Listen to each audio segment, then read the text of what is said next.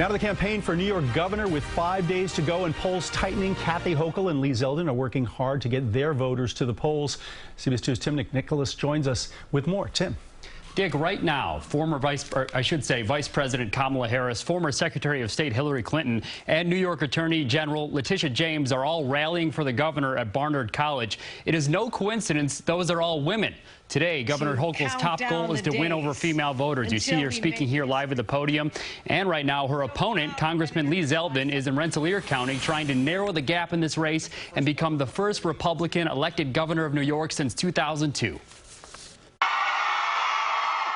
Governor Hochul's rally in Morningside Heights brought out the stars of the Democratic Party.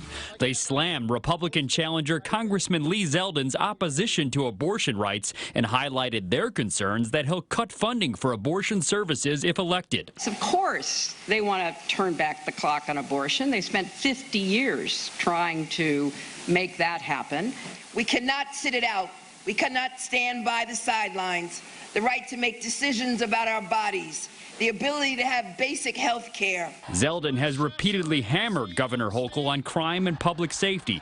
But Hochul's campaign got some good news today when the NYPD announced a decrease in gun violence, with 85 shooting incidents in the month of October 2022 compared to 128 in October of last year.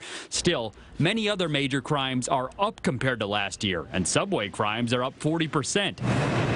Police Commissioner Keyshawn Sewell attempted to deflate Zeldin's complaints on subway safety, saying, quote, "Our officers are elevating their work every day, particularly in the subway system, where the public is seeing our visible presence, extensive coverage in trains and platforms, and more engagement with riders and those who work in the system." I'm angry about the crime that we see.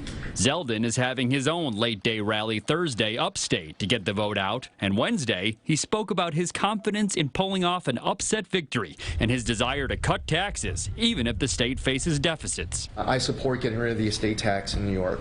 I personally, I'd be in favor of there not being an income tax, but even if you're able to reduce the income tax across the board, even a reduction would be positive progress. Couple million more people. And right now you're looking at a live image of Congressman Zeldin speaking at a campaign event, and also Governor Kathy Hochul is speaking at her event on the Upper West Side. There she is right there. Vice President Kamala Harris should be speaking there shortly. Now, Hochul has argued that in this year's budget there is a middle-class tax cut, and officials have tried to deal with inflation by eliminating the state gas tax through the end of the year. Tim McNicholas, CBS 2 News. All right, Tim, thanks very much. On our website, cbsnewyork.com, we have a voter guide for the tri-state.